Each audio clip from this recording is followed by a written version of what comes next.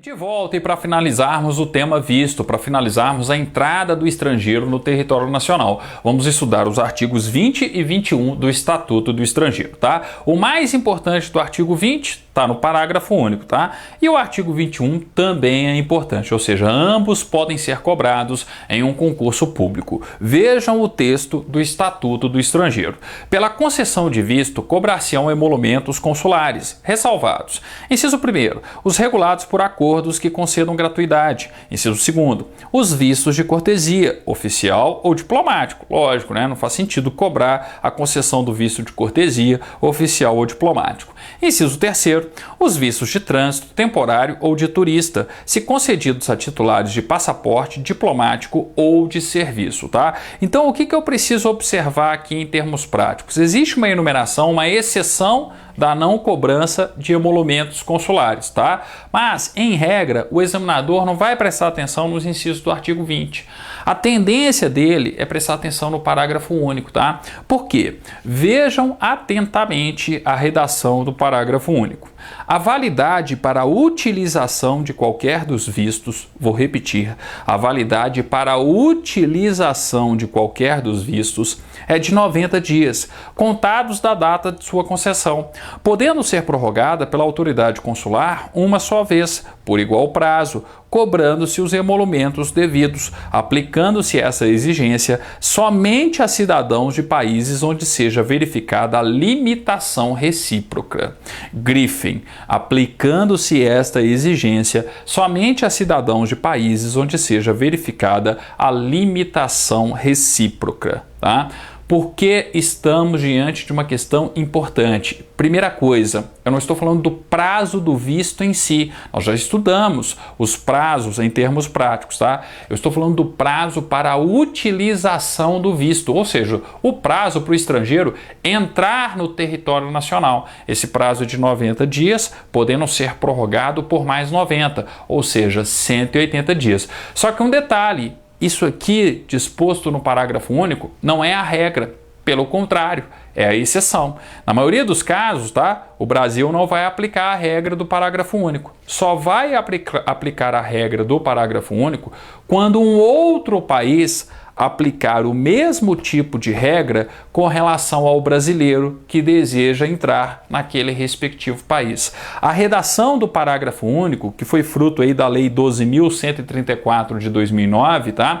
Foi em decorrência de problemas passados por diversos brasileiros, tá? Que principalmente tentavam entrar em um determinado país europeu. Não vou falar qual é o país para a aula não ficar desatualizada, tá? Mas o que acontecia? Os brasileiros tentavam entrar nesse país e não conseguiam muitas vezes porque o visto estava vencido.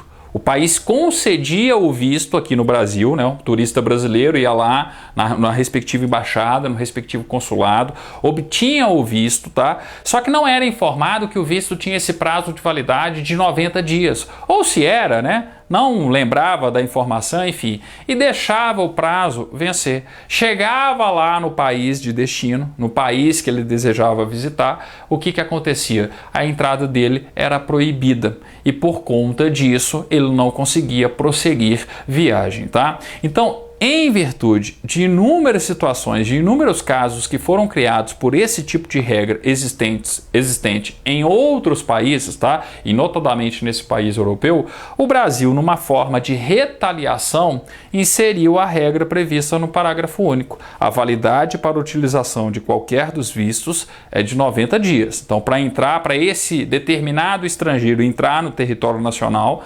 90 dias, contados da data de sua concessão, podendo ser prorrogada pela autoridade consular uma só vez, mais 90. Só que essa prorrogação tem que ser pedida lá no país de origem, lá no exterior, tá? Então, ó, prorrogadas pela autoridade consular uma só vez, por igual prazo, cobrando-se os emolumentos devidos, aplicando-se essa exigência somente a cidadãos de países onde seja verificada a limitação recíproca.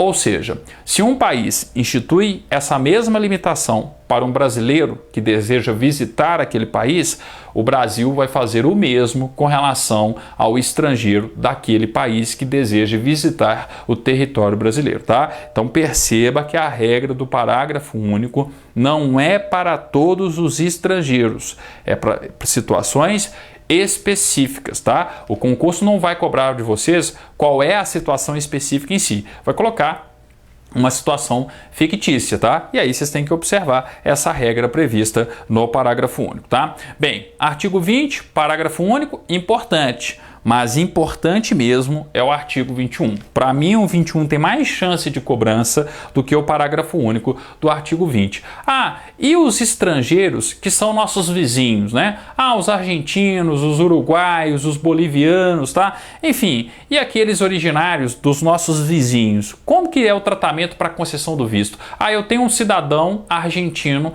que mora numa cidadezinha na fronteira com o Brasil. Ele precisa obter visto, veja só, a regra do artigo 21, marquem o artigo 21 do Estatuto do Estrangeiro.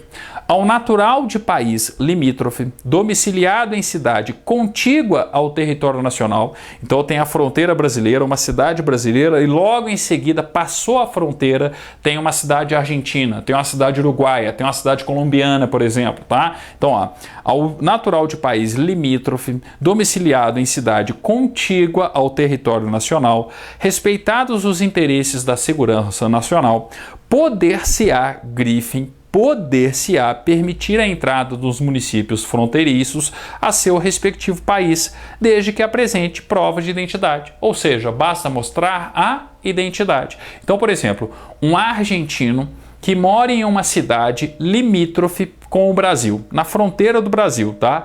Ele precisa pedir a concessão de visto para entrar no território brasileiro? Não, basta ele apresentar a respectiva identidade, tá? Lembrando que isso, né, depende de acordos, tá? Poder-se-á permitir. É o que acontece, por exemplo, no âmbito do acordo do Mercosul. O argentino, ele consegue entrar no território brasileiro, basta apresentar a identidade. E vice-versa, o brasileiro quer entrar lá no território argentino, basta apresentar a identidade, tá? A identidade, né? Ou o passaporte, obviamente, tá? Mas enfim, eu tenho aí um dos dois documentos sendo apresentados. Tem que fazer prova da identidade. Parágrafo 1º. Ao estrangeiro referido nesse artigo que pretenda exercer atividade remunerada ou frequentar estabelecimento de ensino naqueles municípios, será fornecido documento especial que o identifique e caracterize a sua condição. E ainda, carteira de trabalho e previdência social, quando for o caso. Então, se eu tenho um argentino, por exemplo, que trabalha no território brasileiro, além de ser franqueada a ele a entrada, bastando ali a apresentação da identidade, ele também vai ter que ter carteira de trabalho e previdência social, afinal de contas, trabalha em território brasileiro. Tá? Eu tenho um estudante argentino, eu tenho uma criança argentina, mas que estuda em uma escola brasileira. Acontece? Acontece, tá? Aí eu aplico a regra do parágrafo 1º aí. Parágrafo 2º. Os documentos referidos no parágrafo anterior não conferem o direito de residência no Brasil, nem autorizam o afastamento dos limites territoriais daqueles municípios. Ou seja, é só para percorrer ali, ó, o município vizinho, o município limítrofe. Então, se eu estou na Argentina, sou um argentino e vou para o Brasil, eu posso ir com a minha identidade ali tranquilamente, sem fazer qualquer tipo de documento de entrada, né? Sem pedir a concessão de qualquer tipo de vista, tão somente no município vizinho. Eu não posso adentrar além do município vizinho, no Brasil, no território brasileiro. Eu tenho que ficar condicionado ali aos municípios que são limítrofes, que são contíguos, que são vizinhos, né? Tanto do lado argentino quanto do lado brasileiro, ok? Então, atenção à regra do parágrafo 2º. Outra questão importante, ó. Os documentos referidos no parágrafo anterior não conferem o direito de residência no Brasil, nem autorizam o afastamento dos limites territoriais daqueles municípios, tá? Então, ó, inúmeras situações acontecem no dia a dia aí da fronteira brasileira, mas eu tenho que observar a regra do artigo 21. Então, atenção com o artigo 21, afinal de contas, um dos locais de lotação da Polícia Federal, dos aprovados em um concurso da Polícia Federal, muitas vezes